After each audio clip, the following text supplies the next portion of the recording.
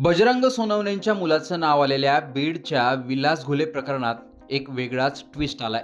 हे प्रकरण समोर आलं तेव्हा यात भांडणादरम्यान मध्ये पडल्यामुळे विलास घुलेची हत्या करण्यात आली अशी माहिती समोर आली होती। विलास घुले चालवत असलेल्या हॉटेलच्या परिसरात हा सर्व प्रकार घडला होता। आता या प्रकरणात एका महिलेची एंट्री झाली आहे आणि तिने पोलिसांसमोर काही गोष्टी सांगितलेल्या आहेत। बीडमधलं विलास घुले प्रकरण हे चर्चेत आलंय। 20 जूनच्या रात्री विलास घुले, त्याचा सहकारी उमेश माने हे हॉटेलमध्ये बसलेले असताना तिथे एका स्कॉर्पिओ गाडीतून काही लोक आले आणि त्यांनी उमेश माने सोबत वाद घालायला सुरुवात केली। बाबासाहेब कदम, रामेश्वर गायकवाड यांच्यासह कदम गायकवाड कुटुंबातील 9 ते 10 लोकांनी मारहाण करायला आणि भांडण करायला सुरुवात केली। यावेळी विलास घुले या 2 गटांमधील वाद मिटवण्यासाठी आणि मध्यस्थी करण्यासाठी तिथे गेला। मात्र संतप्त झालेल्या आरोपींनी वाद मिटवण्याऐवजी विलास घुले याच्यावरच धारदार शस्त्राने, चाकूने प्राणघातक हल्ला केला। या हल्ल्यात ते गंभीर जखमी झाले आणि उपचार सुरू असताना विलास घुलेचा मृत्यू झाला। या भांडणामागे अनैतिक संबंध कारण असल्याची चर्चा झाली होती। या अनैतिक संबंधाच्या चर्चेनंतर आता संबंधित महिलेकडून तक्रार देण्यात आली। विलास घुलेचा मित्र उमेश माने हा व्हिडिओ काढून ब्लॅकमेल करत अत्याचार करत होता अशी माहिती या महिलेने दिलेली आहे। अत्याचार म्हणजे आम्ही नवरा बायको लेकरं माझे सगळे साथ राहत होतो। मग तिथून काय जवळ उमेश मानेची चक्की होती, चढायला जात होतो आम्ही। दळण आणायला गेल्यावर मी चक्कीतलं दळण उचलायला आणि ती यायला एकच झालं। त्यांनी दरवाजा लावला, मोबाईल टेबलावर ठेवल्याच्या नंतर मग जबरदस्ती करायला लागला। मग मी आरडाओरडा करून लागले तर मग ते कोणी नव्हतं, त्याच्या घरी काय नव्हतं। मग ते कोणी ऐकले बी नाही, काहीच नाही। मग ते जास्त आरडाओरडा करायला म्हणून त्यानं तोंड दाबलं माझं। तोंड दाबल्याच्या नंतर मग जबरदस्ती झाली, बलात्कार झाला। तर मग ते दरवाजाच्या बाहेर आल्यावर म्हणलं माझ्या व्हिडिओ आहे, व्हिडिओ जर तू कुणाला सांगशील तर व्हिडिओ मी व्हायरल करीन।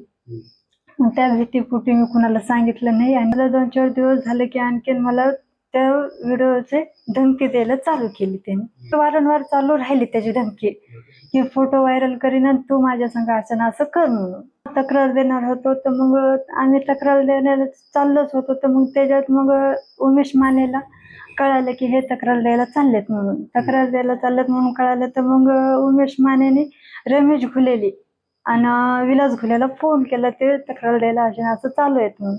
तर मग रमेश घुले, विलास घुले, ते उमेश माने ते तिघं सगळेच आले तिथं। मग त्याच्यामुळे तर रमेश घुलेने असं म्हणलं की ते आतापर्यंत जे झाले ते झाले, इथून मुरी होणार नाही माझी ही खात्री आहे। ते रमेश घुलेनी त्याच्यावर त्याचे घेतले, जर आणखीन जर तक्रार करायला जातात तर तुमचं काही खरं नाहीये। त्याच्यामुळे आम्ही भीतीपोटी बसलो आणि रानात जी राहत होतो तर आम्ही माझे मुलं बाळ, आम्ही नवरा बायको 2 जण। ते मग त्या आमच्या मिस्टरला म्हणलं चला घरी चला, म्हणलं आता रानात काही राहायचं नाही म्हणलं। तर मग रानात राहायचं नाही म्हणलं, मग घरी आलो तर आम्ही हे झालो। तिथून मोरे बी 2-4 दिवसाला चक्कर त्याचे उमेश माने आणि विलास घुले ते दोघं यायचे गाडीवर, बुलेटवर यायचे, हरणा वाजवायचे, हे करायचे, कर्फ्यू नाही यायचे। 3 तारखेला आमच्या घरी कोणी नव्हतं। मग मी एकटीच होते। मग विलास घुले आणि उमेश माने ते 2 जण आले, बुलेटवर आले आणि ते विलास घुले जी आहे ते म्हणू लागलं मला की तू जे संपर्क असे साधलेस ह्याच्यासोबत, संबंध ठेवलेस तसे वारंवार ठेवत चल, नसं तुझ्या लेकरा बाळांना, तुझ्या नवऱ्यांचा जीव घेईन मी। मग 20 तारखेला मग डबल आले कर्फ्यूने, 2-3 चक्रा घातल्या देवळापासून कर्फ्यू, पुन्हा बुलेटवर हे हरणं ते वाजलं। तर मग घरी आले, शिव्यागाळ करू लागले। मग आमचे मिस्टर म्हणले जर आता मिटलं होतं तू आणखीन का त्रास दिलास, आमचा सुखी संसार, माझे लेकरं बाळ आम्ही सुखी संसारानं जगत आम्ही। मग ते शिव्यागाळ करून हे करून गेले तिथून। ते मग ते पुन्हा म्हणले तू घराच्या बाहेर निघला तर आम्ही तुला खलास करू। मग तिथून मोरी धमकी देऊन गेले ते तिथून। तर मग पप्पा ते आलते हे कोण, तर मग आपण समजून सांगू हे करू म्हणून मग समजून सांगायला ते हॉटेलवर आले। तर असं करायलाच का नाहीस, मग ते समजून सांगण्यासाठी तसं केलं तर मग त्यांनी ते हाणमार चालू केले. बेरच्या बाटल्या, डेटाचे तुकडे, दगड त्यांनी हाणमार चालू केले. मग ते म्हणले हाणमार अशी का चालू केली? समजून सांगायला आम्ही आलोत म्हणले तुम्हाला का हाणमार करण्यासाठी नाही, अगर कशासाठी नाही आलेलो. मग हाणमार चालू केल्याच्या नंतर ह्यांनी मग पुन्हा हात उचलला. हेच विनंती आहे माझी की तक्रार नोंदवण्यासाठी आम्ही केजला गेलतो, तर केजमध्ये आमची तक्रार घेतलेली नाही. आणखीन आम्ही बीडला बी गेलतो तर तिथं बी आमची तक्रार घेतलेली नाही. आमची एवढीच मागणी की आमची तक्रार घ्यावं आणि आम्हाला न्याय द्यावा.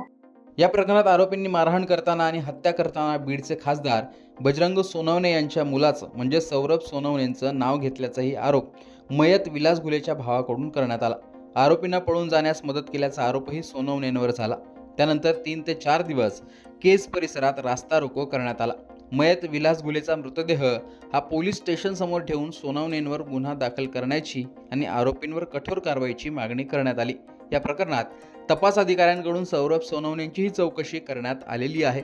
सर्व आरोपी अटकेत आहेत. त्यात आता महिलेने ही तक्रार दिल्याने एक नवीन ट्विस्ट यात आला आहे. आता ही महिला खरं बोलतीये की पती आणि वडिलांना वाचवण्यासाठी काहीतरी बनावं आहे अशी तक्रार यात करण्यात आली आहे. ते समोर आणण्याचं आव्हानही पोलिसांसमोर आहे. आता यात आणखीन काय काय खुलासे होतात?